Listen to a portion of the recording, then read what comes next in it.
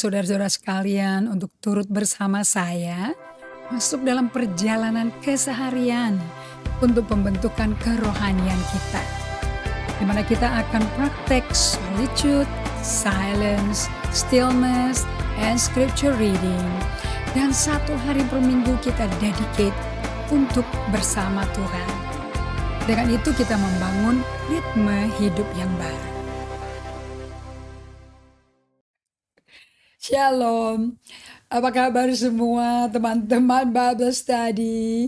Senang sekali kita berjumpa dan Anda menyediakan waktu buat belajar Alkitab. Bagaimana Anda persiapannya hari ini? Sudah siap dengan Alkitab, catatan?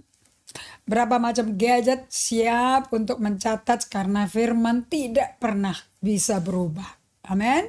Hai Bu Feni, thank you untuk menonton sore hari ini, dan juga terima kasih buat Sarah yang melayani juga bersama legasinya, Shaolin Alin. Dan apa kabar saudara kami dari Depok, Antonius Wijaya,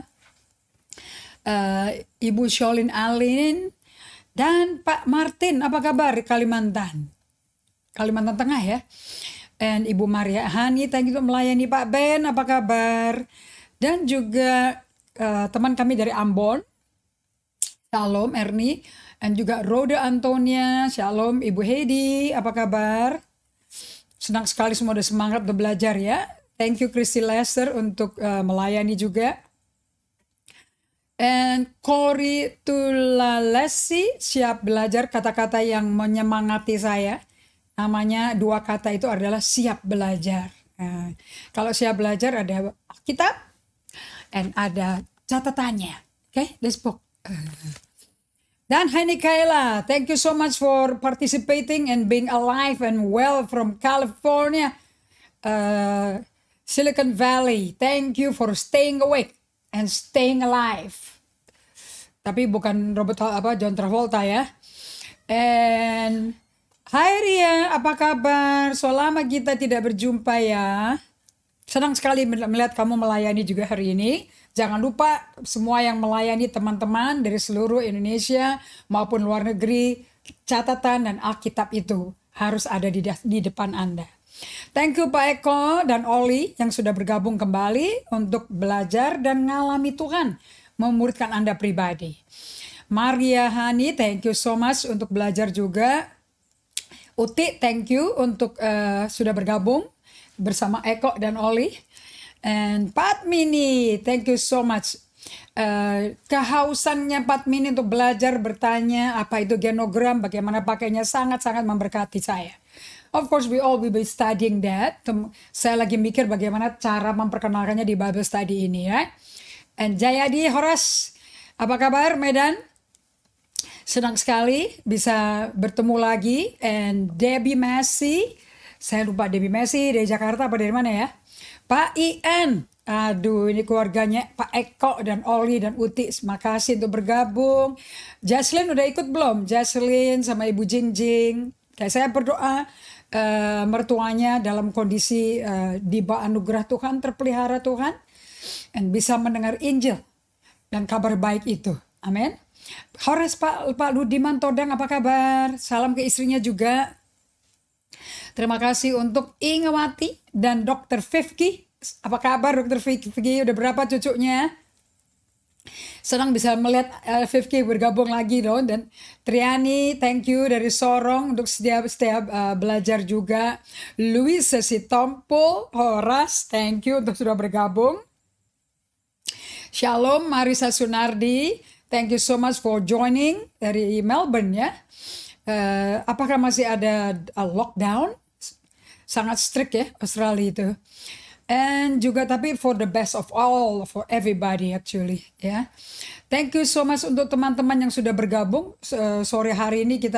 Saya juga senang juga kepingin tadi sampaikan bagi Anda yang belum bisa bergabung di Facebook atau mungkin datangnya terlambat. Anda bisa mengulangi lagi pelajaran-pelajaran yang dibagikan ini sampai jadi pengalaman hidup di YouTube kami ya, GGA Community Bible Study. Oke, namanya linknya GGA Community Bible Study. So Anda bisa connect semua seri mengenai menjadi diri sendiri yang otentik. Kalau enggak Anda antik gitu lah ya. Itu Anda bisa lihat di YouTube-nya. Oke, nah untuk Haryanto Wito Atmojo, Shalom. Wow, senang sekali disapa yang panjang sekali. Thank you Pak Haryanto. Pak Haryanto dari Jakarta apa dari Surabaya? Selamat bergabung di Bible Study kami. And ya Ernie, terima kasih untuk semangatnya luar biasa. Selfie Adelina Tiwa dari Kawangkoan. Wow, luar biasa. Oke, kita mau memulai dan saya mau berdoa karena banyak yang perlu dipelajari. Ini nggak gampang untuk dimengerti karena memang kita butuh berjalan masuk dalam spiritual journey-nya Tuhan. Oke, kita berdoa untuk siapkan hati dan pikiran kita untuk konsen selama 1 jam ini minus sapa-sapanya. Supaya Anda bisa betul-betul solitude di dalam hati Anda and being still and silent. Supaya Roh Kudus sambil dibagikan Roh Kudus bekerja di Anda. Kita tarik napas sebentar, tenangkan diri Anda. Terima kasih Bapa untuk sore hari ini dan semua umatmu, anak-anakmu, murid-murid yang akan menjadi murid seperti Kristus. Tuntun mereka Roh Kudus, berikan telinga dan berikan kesadaran sesuai Amsal 4 ayat 23 untuk mereka yang mengenal kondisi hati mereka.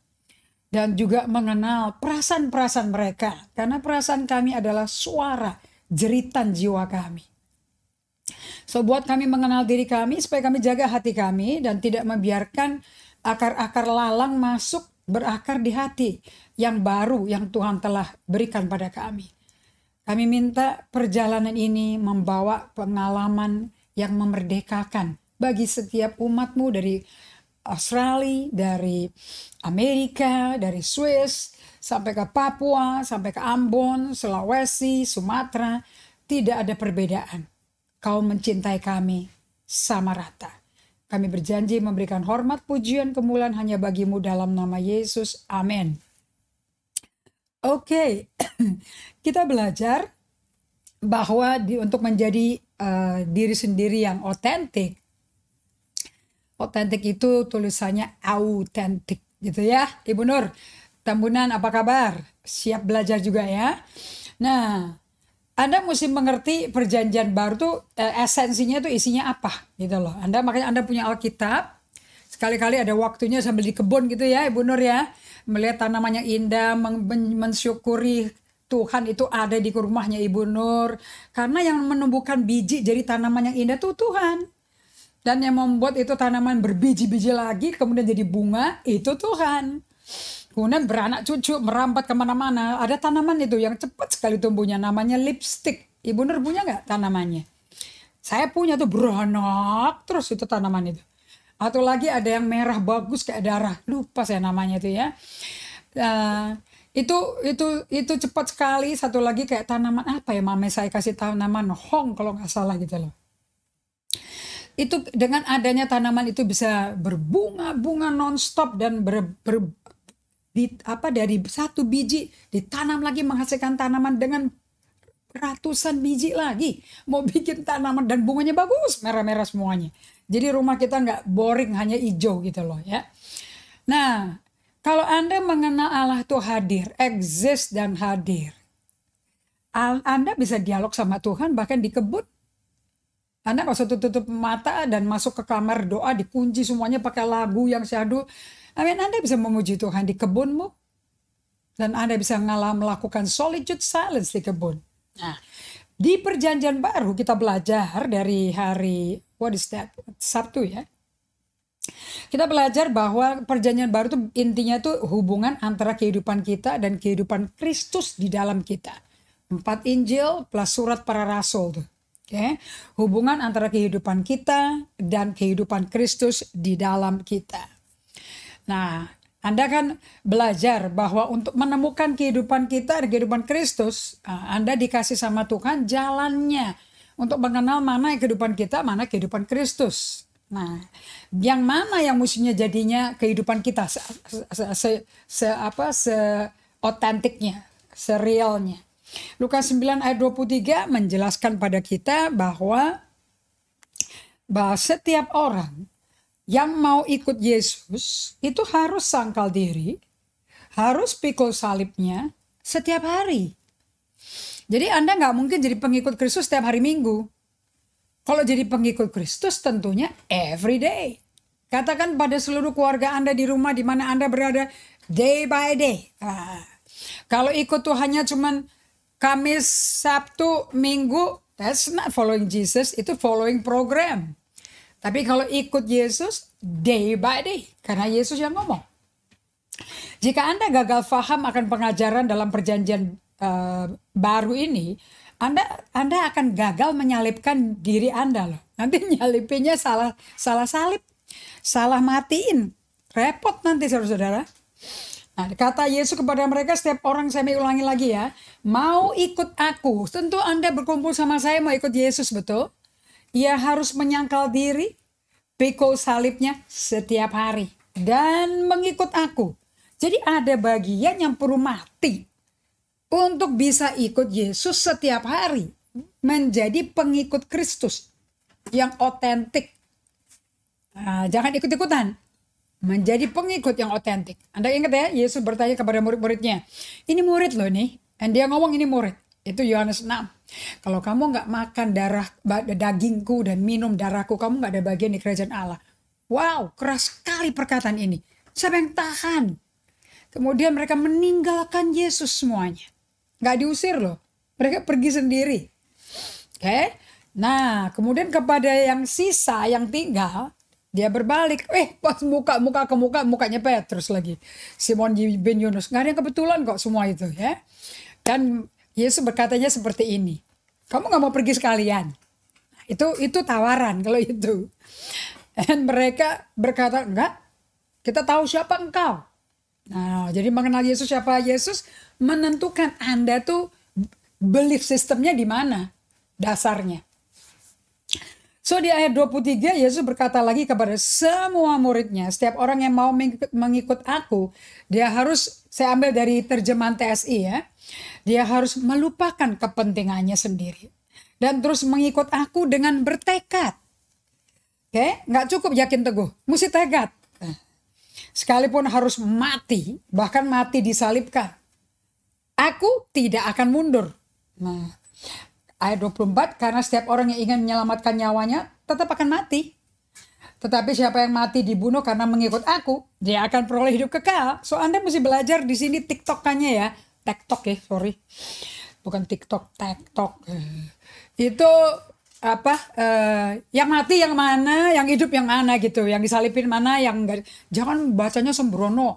Ini perlahan-lahan. Anda kalau otot emosinya udah dibangun antara otot silence and stillness, pasti bacanya bisa pelan-pelan. Kalau nggak kebaca loh, ini yang mana gue salipin ya, gitu loh. Supaya dapat kehidupan kekal.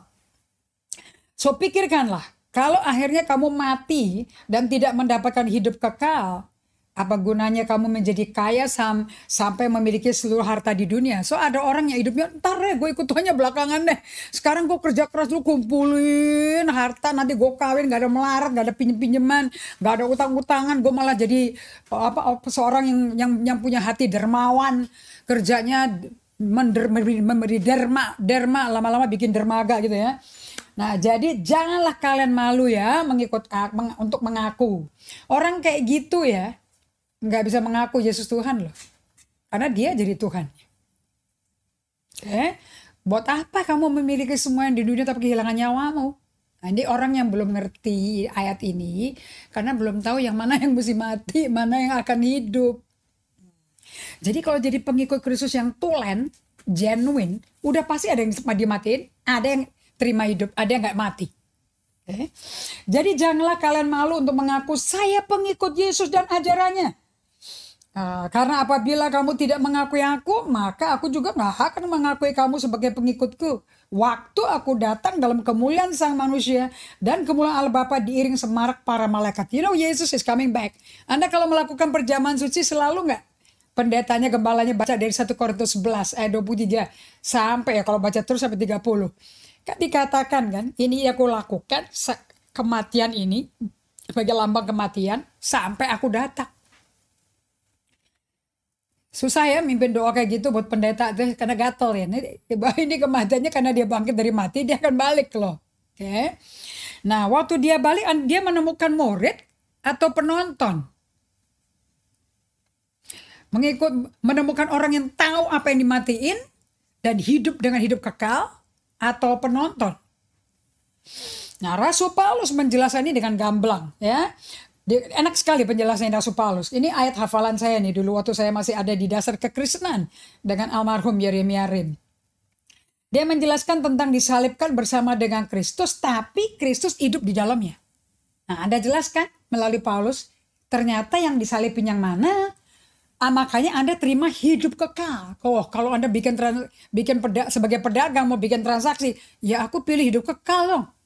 Hidup yang sekarang kan sakit hati, sakit luka batin lah, tersinggung lah, tertantang lah, tertekan, tertindas, difitnah, iri lah, kompetisi lah. Yang itu kok begitu lebih baik, Tuhan ini lebih baik. Doanya ngawuridel, nggak tertuju dengan tujuan berhubungan dengan Tuhan. Nah, di Galatia 2 ayat 19 sampai 20. Paulus berkata dipimpin Roh Kudus, sebab aku telah mati oleh hukum Taurat. Untuk hukum Taurat. Jadi kalau hukum Taurat itu kan melakukan kebenaran pakai kekuatan sendiri untuk membenarkan diri. Itu kan Paulus jagonya nih. Supaya aku hidup untuk Allah. Enggak, yang ini aku udah mati. Aku nggak bisa melakukan hukum Taurat supaya hidup dengan Allah. Nggak bisa. Aku telah disalibkan dengan Kristus. Namun aku hidup. Jadi ada yang disalibin. Salib kan sama dengan mati ya. Tapi kok hidup? Tapi bukan lagi aku sendiri yang hidup. Melainkan Kristus yang hidup di dalam aku. Dan hidupku yang kehidupi sekarang ini di dalam daging kan nih? Adalah hidup oleh iman. Jadi keberadaanku pakai badan ini ada ini karena aku melakukan apa yang aku lakukan karena iman dalam anak Allah. Oke, yang telah mengasihi aku dan menyerahkan dirinya untuk aku. Jadi hidupku sebagai pengikut Kristus bukan buat memuaskan nafsu dagingku lagi. Bahkan menjadi self-righteous, menjadi benar diri, itu juga untuk ego kita loh, untuk kebanggaan kita, untuk our pride. Nah, kalau betul-betul kita pengikut Kristus kayak Yesus, dia mati dari segala maunya nafsu manusiawinya dia. Bahkan rela mengosongkan diri dan menganggap kealahannya itu sebagai hal yang tidak perlu dipertahankan. Dia rela untuk setara menjadi manusia, menjadi hamba, bahkan dosa dan mati di kayu salib. Itu yang mesti kita ikuti, itu yang itu. Saya jadi diingetin, coba buka deh ke Filipi 2 ayat 5-6. Isi Peter Scazzero ngomong seperti, if you want to follow Jesus, follow this one. Okay? Filipi 2 ayat 5-6-7. Nih. Hendaklah kamu dalam hidupmu bersama menaruh pikiran dan perasaan yang terdapat juga dalam Kristus Yesus. Pakai pikiran dan perasaan yang ada di Kristus Yesus. Apa sih? Ayat 6. Yang walaupun dalam rupa Allah, He is God kan, tidak menganggap kesetaraan dengan Allah sebagai milik yang harus dipertahankan. Dia nggak menteteng-menteteng di bumi, dianiaya sama orang-orang Farisi, Saduki, orang-orang Lewi, orang-orang ahli Taurat. Itu kan dikerjain biasanya nyalipi Yesus kan mereka. Dan kesetaraannya dia sebagai Allah, dia nggak menteteng-menteteng, apa sih orang Jawa bilang, ngotot gitu loh. Gue ini Allah tau nggak? Lu tau ini langsung diubah gitu ya, pasir jadi katak. Enggak, dia diam aja. Memang dia mesti jadi manusia dulu. Dan dia tuh muridnya Allah Bapa loh. Kalau Allah Bapa dia lihat tidak melakukan merubah pasir menjadi katak ya dia diem. Ingat ya Yohanes 5 ayat 9. Anak belajar taat dari hal yang dia derita. Ingat Ibrani 5 ayat 8. Tidak ada orang belajar taat di masa nyaman. Justru taat di masa gak enak. Waktu sakit. Okay? Ayat 7. Melainkan telah mengosongkan dirinya sendiri dan mengambil rupa seorang hamba dan menjadi sama dengan manusia. Dan dalam keadaannya sebagai manusia, dia telah merendahkan dirinya dan taat sampai mati. Mau ikut Yesus, sangkal diri sampai mati. Dan hidupmu di bumi setelah mati daging, dari manusia yang palsu itu, manusia dosa, Anda hidup karena iman dalam anak Allah yang telah mati bagi Anda. Dan Anda hidupnya, tapi matinya karena mengasihi kita. Nah, dan mengambil rupa seorang hamba dan menjadi sama dengan manusia, dan di dalam keadaan sebagai manusia, dia merendahkan dirinya dan taat sampai mati, bahkan sampai mati di kayu salib. Petrus Kasiro berkata, kalau mau serupa dengan Tuhan, if you want to be a real follower, follow this one. To empty yourself. Supaya hidup kekalnya Tuhan mau masuk. Ayat 20 Galatia 2. Namun aku hidup, tapi bukan lagi aku sendiri yang hidup, melainkan Kristus yang hidup dalam aku. Dan hidupku yang kuhidupi sekarang di dalam daging adalah hidup oleh iman dalam anak Allah yang telah mengasihi aku dan menyerahkan dirinya untuk aku. Lo udah dikasih dirinya buat kita, ya kita terima dong diri yang itu. Yang itu tuh yang sinless, yang righteous, yang joyful, yang peaceful. Nah, apa sih yang dijelasin oleh Rasul Paulus di Galatia 2 ayat 19? Dulu waktu saya berusaha mentaati seluruh hukum Taurat dengan kekuatanku sendiri, ini terjemahan TSI ya, terjemahan sederhana. Saya menyadari bahwa saya tidak sanggup dan pasti mati dalam dosa. Tapi dalam keadaan putus asa itulah saya menyadari pemberian Allah melalui Kristus. Apa sih yang Allah berikan? Apa yang Yesus berikan Yohanes 20 sebelum dia kembali ke surga? Terimalah Roh Kudus. Dia dihembuskan. Nah, makanya kalau Anda solitude silence, Anda berdiam dengan cara hirup hadirat Tuhan. Hirup hadirat Roh Kudus. Karena Allah berikannya melalui menghembus. Ya kita hirup. Kita hembus keluar. Apanya? Apa yang bukan dari Tuhan yang ada di diri kita.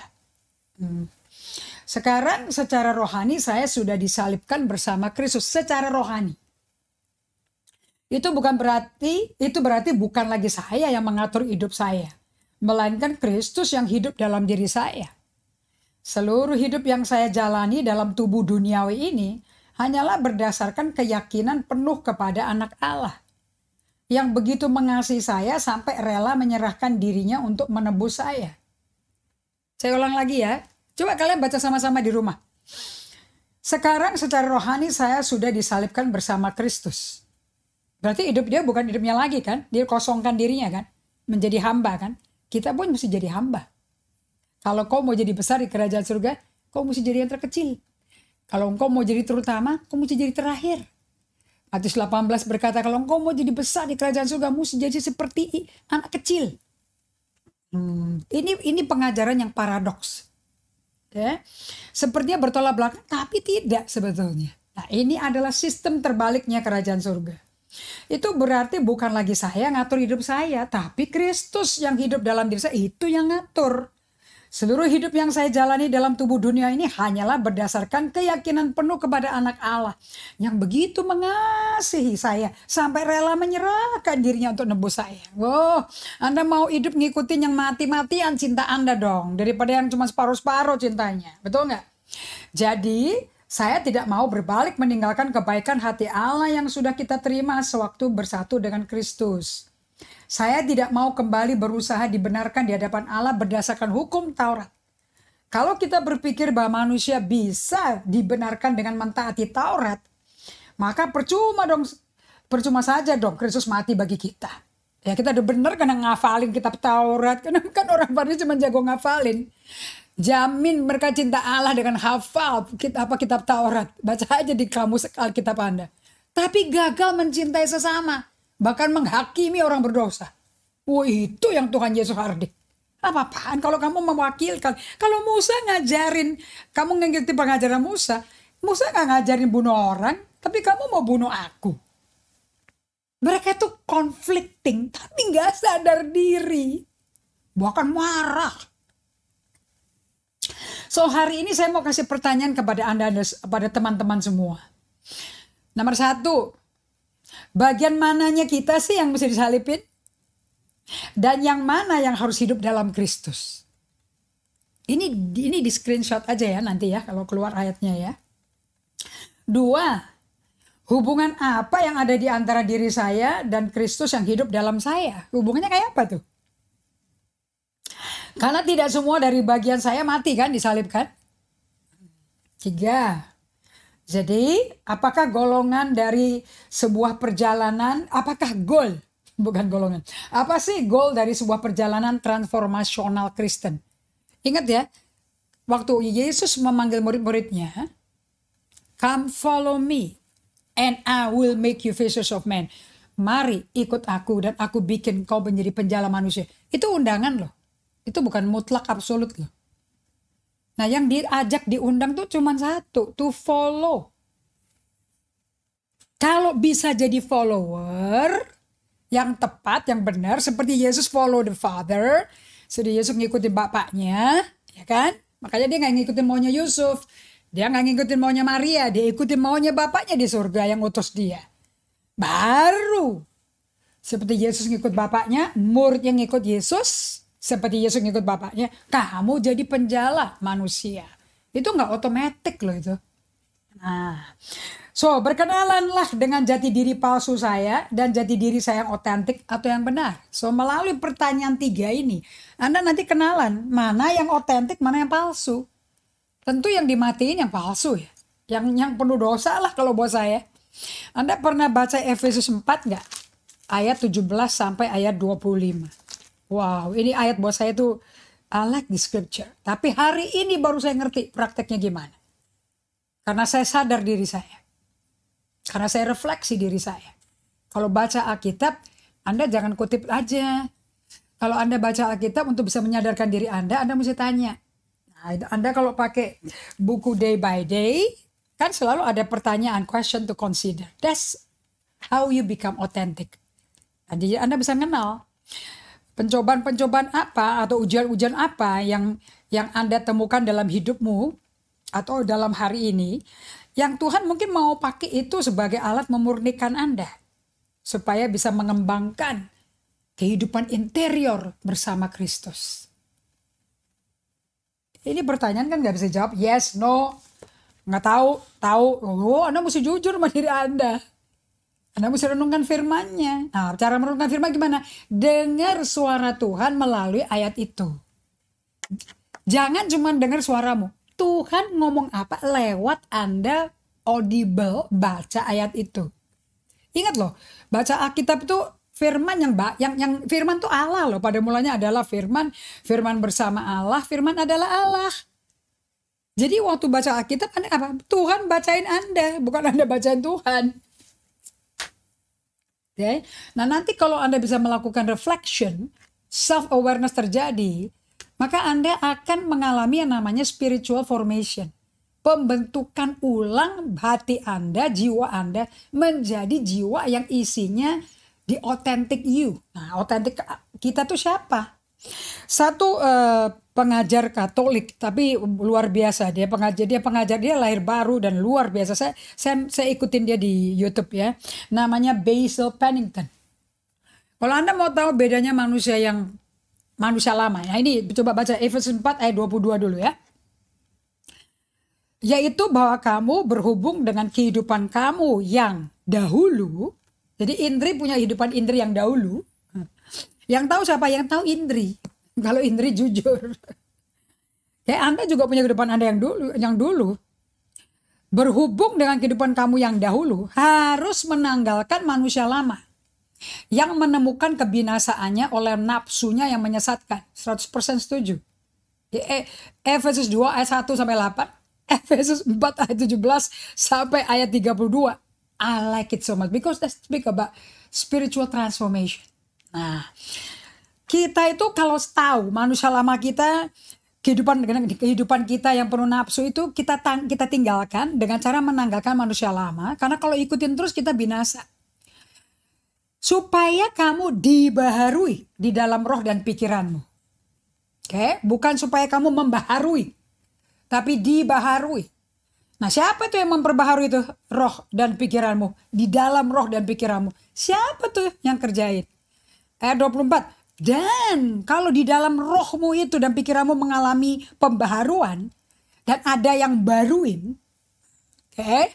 Baru Anda bisa mengenakan manusia baru yang telah diciptakan menurut kehendak Allah dalam kebenaran dan kekudusan yang sesungguhnya. Itu kan menanggalkan manusia lama sama mengenakan manusia baru kan bukan kayak pakai baju copot baju, saudara-saudara. Tetapi di dalam rohmu, in your interior life. Oke, karena spiritual formation yang terjadi karena spiritual journey. Kekristenan bukan kehadiran gereja, bukan kehadiran di Bible study, bukan kehadiran di ibadah. Kekristenan is day by day, being with God. Udah itu gak bisa tawar, hafal luar kepala, suka gak suka, setuju gak setuju. Kalau mau jadi pengikut Kristus, that's the only way. Ya. Nah, jadi di sini kelihatan sekali. Kalau interior life-nya Anda dibaharui dalam rohmu dan pikiran rohmu yang dampaknya ke jiwa, of course manusia barunya akan dikenakan. Nah, Basil Pennington berkata, that my false self is made up of what I have, what I do, and what people think of me. Nah, kalau saya mau memperkenalkan diri saya, kamu siapa? Oh, saya yang punya ini, saya sukanya pakai ini, makan ini. Dan saya mau dapat impresi yang keren.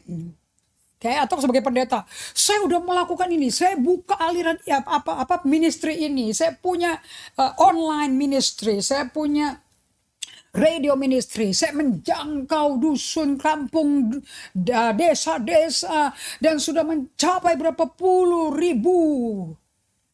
Anda mau orang kenal Anda sebagai apa? What you do, what you can do, what you have. Is that what you do, the true you? Kalau Allah waktu ditanya sama Musa, aku perkenalkan kamu siapa ya? Aku nggak tahu namamu siapa loh. Nanti kalau orang Israel nggak bingung saya nama siapa, nanti aku jadi orang bego gitu, jadi cemooh. Enggak, aku nggak mau, aku udah nggak bisa ngomong lagi ya, ntar salah ngomong lagi. Dan Allah berkata, aku adalah aku. Kalau orang tanya siapa yang mengutus kamu, bilang aja aku adalah aku yang mengutus kamu. Jadi Anda nggak bisa mewakilkan apa kata orang, Anda nggak bisa menggambarkan dirimu seperti apa kata orang supaya Anda diterima orang lain. Who are you? Dan so the problem sebetulnya sama hidup kita itu seperti Teresa dari Avila katakan, begin because of lack of self knowledge. Terjadi karena kurang pengenalan akan diri sendiri oleh diri sendiri. Oke, so perhatikan loh ya cara-cara diri kita mengenakan topeng. Bukan beli di tukang topeng. Kalau monyet beli, enggak dibikinin ya. Kalau kita pinter bikin sendiri. Enggak, kenapa? Karena Anda yang menentukan, Anda mau dikenal orang sebagai apa. Jadi Anda dong pembuat topeng. Satu hal pakai topeng, kalau sekarang lebih ngeri. Yang bikin topeng kita sendiri. Isn't that scary? Okay? So, bagaimana kita mau berperilaku di dalam situasi-situasi yang berbeda? Yang nentuin Anda. Mau penampilan kayak apa? Mau penampilan kayak orang Amerika, kayak orang Jepang, kayak orang Hollywood, kayak bintang film Hollywood. Saya kalau lihat orang-orang dari China sekarang, the China lady. Wah, tuh kaget saya orang-orang China itu. Bisa badannya tinggi-tinggi ya. Gila bodinya, dandannya tuh merek badannya dari ujung kepala ke ujung kaki. Itu udah melebihi orang Hollywood loh. Ini China Wood man. Oke, yang kedua, kita tuh bebas memilih. Mau bohong, memilih untuk jadi seperti seseorang. Kan keputusannya di kita. Nah, manusia palsu kita itu dikonstruksikan oleh semua tempelan-tempelan palsu. Atau false attachment. Okay, I want to be like this. Bahkan hamba Tuhan juga bisa loh. I want to be like Kenneth Hagin Senior. I want to be like Catherine Kuhlman. Dulu ada pendeta kayak gitu. Sampai istrinya cemburu, disobek semua. Gitu. I want to be like Benny Hinn. I want to be like Reinhard Bonnke. Enggak, jadi kamu aja deh. Satu rabi berkata, nanti ya, Rabi Sushi namanya. Kalau aku sampai ke surga, saya yakin loh Tuhan gak akan tanya, hey Rabi Sushi. Bukan sushi, makanan sushi loh ya. Susha, sorry. Nggak mungkin Tuhan tanya, kamu kenapa bukan Musa? Loh aku Susya kok suruh jadi Mozart, bagaimana? Nggak bisa. Makanya waktu di bumi hati-hati. Anda tuh hidupnya jadi siapa? Coba Anda berhenti sejenak. Saya suka sama kata-kata ini. Coba berhenti sejenak. Artinya apa? Slowing down. Slow down itu the key untuk menjadi waras kembali. Kita hanya bisa waras kalau kita serupa dengan ciptaan otentiknya, originalnya. Coba berhenti sejenak dan berpikirlah bagaimana Anda mau perkenalkan diri Anda. Ada orang tuh kalau mau jadi terkenal tuh, oh ini sedang dipertunangkan dengan ini atau akan tunangan dan dia adalah Miss Universe atau Miss apa sejagat dunia atau Miss dunia. Kalau nggak pakai miss-missan itu kenapa? Kurang identitas kah? Ya itu kan cuma embel-embel sekali toh, itu juga bukan fungsimu. Iya kan? Atau anaknya Mbok Jamu dari Ngawi gitu loh. Atau dari desa Brebes gitu loh. Terus kenapa dari desa Brebes anak Mbok Jamu tuh opo? Itu bukan kamu tuh mbokmu. Mbokmu tukang jamu, kowe ora. Kowe ora jamu gitu ya. Coba Anda mau perkenalkan diri Anda gimana? Nah ini yang bikin kekristenan jadi ruwet. Saudara-saudara kasihan generasi Z, Alpha, bingung. Bagaimana cara Anda mau perkenalkan diri Anda? Itu berbicara keras, speak loud. Tentang bagaimana diri Anda mau dipandang orang lain. Who cares about what other people think about you? Just be you.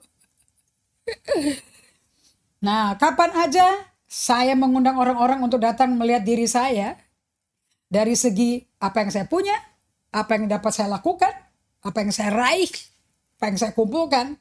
Saya sedang menghidupi manusia palsu. Kalau orang Amerika tuh ngomongnya yang aliran ini ya, Dallas Willard, Robert Mulholland, they use the term false self. Kalau aku mau ikut kitab aja ya, manusia lama, udah baheula. Udah bulukan, hitam, bleketek, bengkerut. Kita pakai yang baru dong. Kalau baru kan selalu kan semua alat-alat anti-aging tuh make you refresh, brand new. Namanya ada anti-aging make up. Jadi usia 81 mukanya kayak permanently 40 years man. So saya mau kasih tahu pada Anda semua bagaimana ada screenshot aja deh. Ini buat saya, ini saya tulis di jurnal saya. Bahkan saya tulis gede di kertas, ditempel di cermin. Karena dulu kan saya kayak gitu. Kalau nggak pernah ditransformasi susah ngajar beginian. Mesti udah begitu. Sekarang menuju ke otentik. Belum nyampe. On the way. Still work in progress. Still in process. Nah, Nah, Basil Pennington mengusulkan bahwa pencobaan-pencobaan iblis bagi Yesus di padang gurun, intinya itu iblis berupaya agar Yesus itu hidup dari jati diri palsunya, dari manusia lama. Tapi ya betul sih ya, Yesus manusia lamanya mana ya? Orang dia gak pernah berdosa dan gak mau berdosa. Kalau kita kan campur aduk ya. Kita kayak asinan, seger, asam, kecut, bau gitu loh. Tapi kalau Yesus kan pakai baju, pakai badan debu, tapi kan nggak ada sejarah sebetulnya. Kecuali genogram mama surrogate mothernya ya, kan dititipin aja tuh spermanya di dalamnya tuh. Kita lihat sekarang di Matius 4. Nah, Anda bisa kalau punya buku ini Pak Martin, Pak Netik, bab 4 Pak. Iya, Pinartik ya. And ini dipakai juga yang bab 4 supaya Anda ngalami penanggalan manusia lama, pengenaan manusia baru. Jadi ini buku membuat apa yang diajarin, yang disaksikan menjadi kenyataan. Gitu. Jangan pakai buku ini tanpa mengerti konteksnya apa. Jadi nanti jadi antik. Gitu loh, jadi bingung. Nanti kok bukunya kok kecil, pendek banget Ibu Indri. Cuman 40 hari udah kelar. Jadi kalau 40 hari kelar kita ngapain? Ulang lagi Pak. dari karena ini devotionnya kayak bor, mengebor sampai dalam. Kalau yang dibor merasa kebor, kalau belum kebor berarti pulang lagi. Dan Anda mesti kelarin hasil daripada mengenal bab 4, mengenal diri sendiri untuk mengenal Allah. Oke, and untuk bisa mengenal Allah is only your true self. The false self nggak hate the knowledge of God. Oke, ini buku ini mengajarkan bahwa godaan iblis di padang gurun, Anda bisa lihat di halaman 90 ya. Godaan iblis di padang gurun 100% bikin Yesus bikin Yesus memakai jati diri dari manusia palsu. Manusia lama, manusia kedagingan. Bukan the real Jesus sama sekali. Crazy lah. Tapi ini 2 buku ya. Dari Basil Pennington saya baca, dari Peter Scazzero, dari Dallas Willard, they all talk the same thing. Okay, Richard Foster say the same thing because they all agreeing. Ini orang yang berbeda-beda usia, perjalanannya berbeda-beda tapi ketemu. Gara-gara apa? Gara-gara ngalami pembaruan transformasi seperti Yesus alami. Makanya kalau orang itu tujuan hidupnya sama, biar berbeda-beda tempat, suatu hari akan ketemu. Because you will be a testimony. Nah, diajarin begini.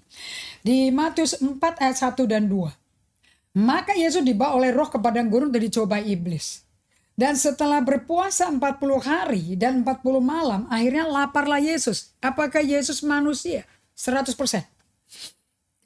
Makanya Anda baca Ibrani 2 14-15, Ibrani 4 ayat 15, Anda belajar Ibrani 4 ayat 13 sampai 15, Ibrani 5 ayat 7-8, itu semua kondisi Yesus sebagai manusia. And Allah maunya kita jadi manusia otentik, bukan manusia palsu. That's what he wants to. Kalau ada otentik, ada yang palsunya dong. Nah, lihat di pencobaan iblis ya. Lalu datanglah si pencoba itu dan berkata kepada Yesus, jika engkau anak Allah, perintahin dong supaya batu-batu ini menjadi roti. Itu Matius 4 ayat 3 tuh. Dan Yesus jawabannya apa? Dia reject loh. Saya suka kata bahasa Inggrisnya, reject. Anda mesti berani. Anda mungkin sering beli barang reject ya, jadi pikir reject itu bagus kali ya. Reject tuh ditolak, nggak bisa masuk ke pasaran negeri yang pesen barang dari Indonesia. Karena banyak cacat. Jadi mereknya diguntingin. Nah, tapi kan pabrik nggak mau rugi, tetap dijual saudara-saudara. Yang penting mereknya. Nah itu repot kalau ngikutin manusia palsu. Okay. Yesus menjawab tidak kepada undangan itu. Karena iblis berkehendak supaya Yesus menegakkan dirinya dari apa yang dia buat. Kalau kau betul anak Allah, ubah dong nih batu jadi roti. Kamu bikin. Baru sah kamu anak Allah. Dia udah anak Allah, dia kan gak usah buktiin ya pakai berbuat anything gitu loh. Langsung bilang manusia tidak hidup, tapi jawabannya nggak emosional loh Yesus itu. Kalau orang Hokkien ngomong ciami, hebat loh. Dia ngomongnya benar-benar siapa dia? Bahwa dia adalah firman jadi manusia.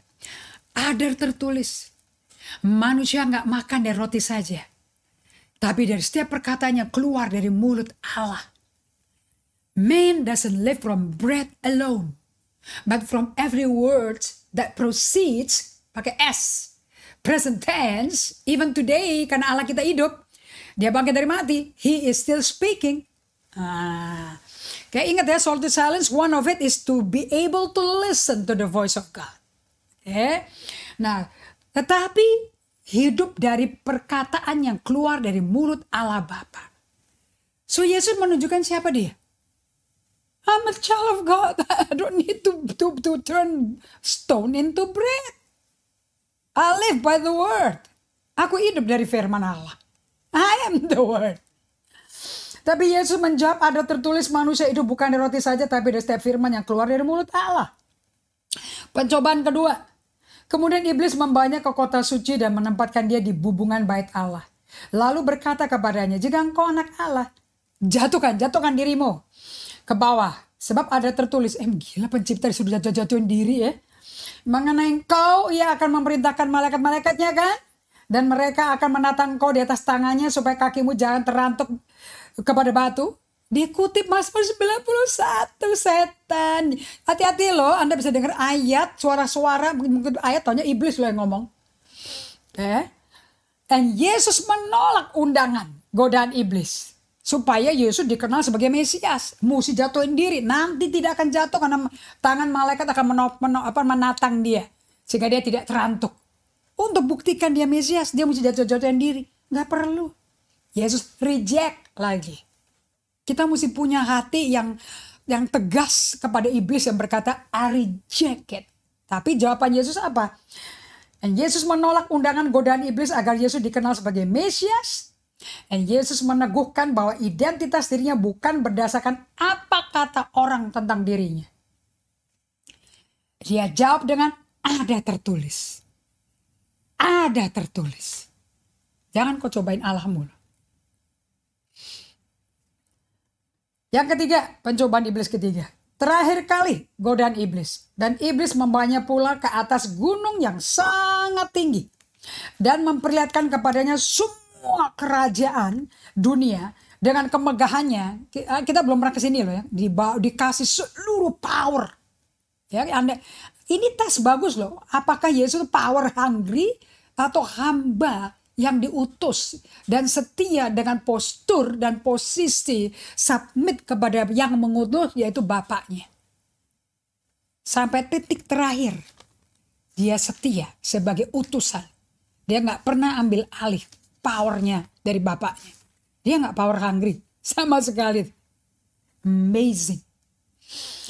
Dan iblis membawanya pula ke atas gunung yang sangat tinggi, memperlihatkan kepadanya semua kerajaan dunia dengan kemegahannya dan berkata kepadanya, semua itu akan kuberikan kepadamu jika engkau sujud menyembah kepadaku. Yesus menolak tawaran iblis dengan menolak menerima identitas dirinya di dalam harta kepemilikan atau kekuasaannya. No power, no possession yang bisa bikin dia menemukan jati diri, yang bisa menjadikan itu jati dirinya. Nggak ada sama sekali. Kenapa sih kok bisa begini? Anda bisa baca sendiri ya di Markus 4, okay? Anda bisa baca ayat 1 sampai ayat 11. And you can see all temptation. And Yesus keluar dari padang gurun.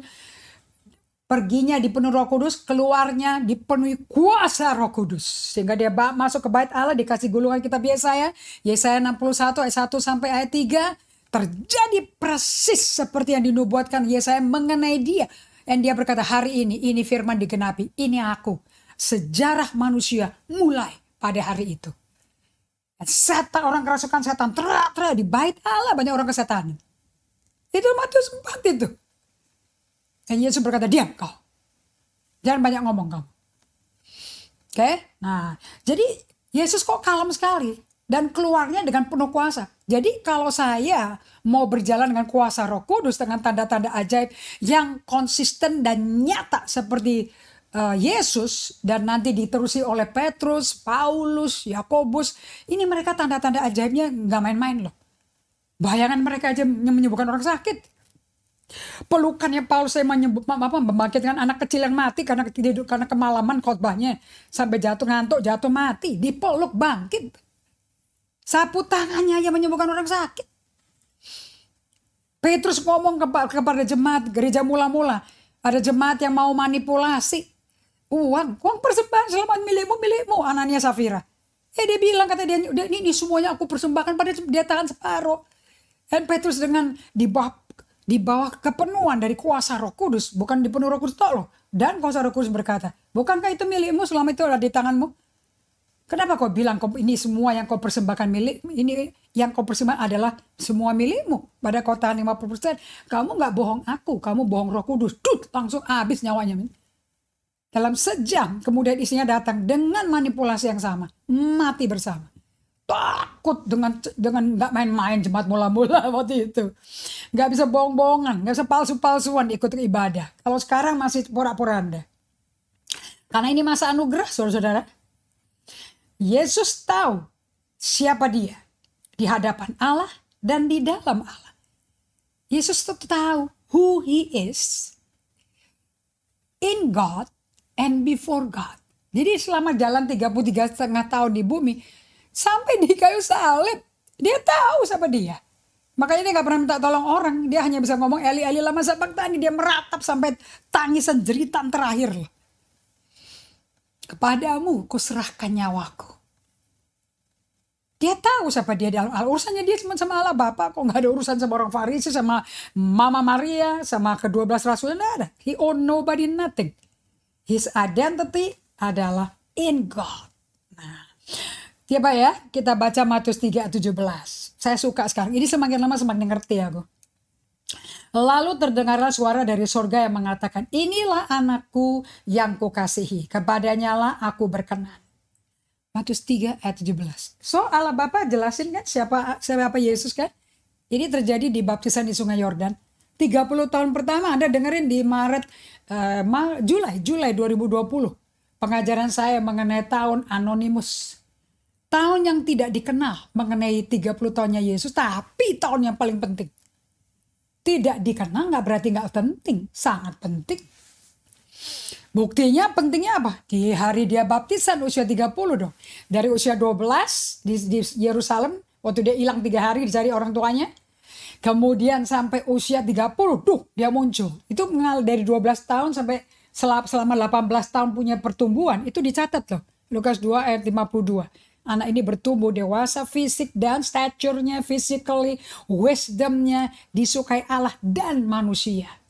Usia 30 jadi rabi, jadi guru, dibaptis, selam. Langsung surga kebuka, Allah ngomong, ini anakku, ini kan identitasnya dia. Makanya digoda-goda sama iblis, ini kan digodanya setelah dibaptis selam. Nah, lihat lagi Matius 17:5. Untuk menjawab Petrus yang cerewet. Dan tiba-tiba sedang ia berkata-kata. Turunlah awan yang terang menaungi mereka. Yesus di gunung dipermuliakan, ingat. Petrus, Yohanes, Yakobus. Turunlah awan yang terang menaungi mereka. Dan dari dalam awan itu terdengar suara yang berkata, inilah anak yang kukasihi. Kepadanya lah aku berkenan. Dengarkan dia. Baru Simon bin Yunus berhenti ngomong. Tadinya mau bikin 3 sinode. Yang diperkenalkan ke murid-muridnya bukan apa Yesus bisa kerjakan loh. Yang diperkenalkan ke murid-muridnya adalah siapa dia. Jadi kalau Anda mau diperkenalkan orang, Anda mau dikenalin yang mana? Dan Anda fashion designernya, Anda bisa ngarang sendiri. Bukan Tuhan gak ada urusan gue campur dengan Anda mengkaryakan suatu topeng. Enggak ada. Lihat ya Yohanes 17:21. Aku berdoa Bapa, ini doanya Yesus yang benar nih. Supaya mereka semua menjadi satu. Sama seperti engkau ya Bapa dalam aku dan aku dalam engkau. Jadi identitasnya dia di dalam Bapa, Bapa dalam dia. Agar mereka juga yang engkau berikan padaku ada juga di dalam kita. Jadi identitas kita ketemunya di dalam Kristus. Dalam Allah. Supaya dunia percaya bahwa engkaulah yang telah mengutus aku. Jadi bagaimana dunia percaya kita ini diutus sama Tuhan. Kalau kita identitas yang benarnya itu karena siapa kita dalam Kristus. Yang terima hidup kekal itu loh teman-teman. Yesus mudah sekali melawan semua godaan iblis. Kita mesti belajar. Jangan samakan kita langsung sama Yesus. Tapi kalau kita selalu berada dalam loving union, in being with God, melalui prinsip Emmanuel, melalui 5S, slow down, stop, silence, solitude, stillness, scripture reading, sabat. Nah, kita baru bisa kenal diri palsu kita dan enak ternyata hidup dengan manusia baru tuh enak. Makanya aku berkata waktu itu saya ini lebih baru tahu hidup kayak Kristen tuh kayak gini sekarang. Enak. Gak ada, otaknya rest. The brain is resting. Gak usah mikir ini. Bagaimana nanti aku mesti ngomong. Aku munculnya gimana. No, just rest.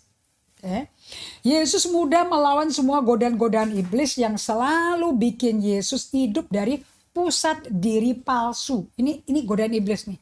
Yang berbasiskan apa yang kumiliki, apa yang gue berbuat, dan apa kata sanjungan pujian orang.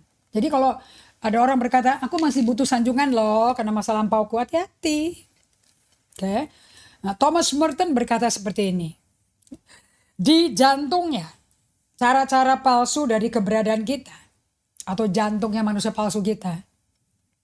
Itu selalu saja ada upaya kita tuh nolak berserah kepada kehendak Allah. Jadi kalau Anda tuh bergumul melakukan kehendak Allah, you actually living out of your false self. Karena then you self-love God. Cinta Tuhan, cinta firman. Jadi kayak Daud itu di Mazmur 119, aku cinta Tauratmu. Engkau adalah, you are my portion. Nah, itu the new man tuh. Itu the one yang a man after God's own heart itu. Ya. Di jantungnya cara-cara palsu dari keberadaan kita selalu aja ada yang menolak berserah kepada kehendak Allah dengan cara yang penuh dengan dosa, dan selalu kalau nolak berserah sama Tuhan banyak perbuatan dosa yang kita lakukan. Oke. Jadi teman-teman di detik-detik menit-menit terakhir ini, menit-menit. Kalau sama saya detik-detik aja deh. Jadi perhatikan baik-baik. Menolak menemukan identitas jati diri yang adanya hanya dalam Kristus akan membuat diri kita rentan memakai jati diri yang palsu atau salah. Alias Anda akan sibuk repot bikin topeng. Ngapain bikin fashion designer topeng? Capek, jiwamu capek, nanti Anda ke fisiater, nanti dikasih obat penenang. Bukannya hidup di hadiratmu, Yehovah God Almighty, Prince of Peace, trouble vanish, masalah berlalu, bukan bergumul masalah. Itu hanya terjadi kalau pakai jati diri yang otentik. Jadi perhatikan baik-baik ya, menolak menemukan identitas jati diri yang ada yang benar yang cuma ada dalam Kristus, itu nanti bikin Anda jadi vulnerable. Gampang jatuh pakai manusia palsu lagi gitu loh. Dan ini akan membuat kita sulit menghindari diri kita menciptakan jati diri yang merupakan mahakaryanya Tuhan. So if you want to be God's masterpiece that He created from before the world began to do good, susah gitu loh. Nah, jadi jati diri unik kita sesuai panggilan Allah Tritunggal hanya ada di dalam Kristus.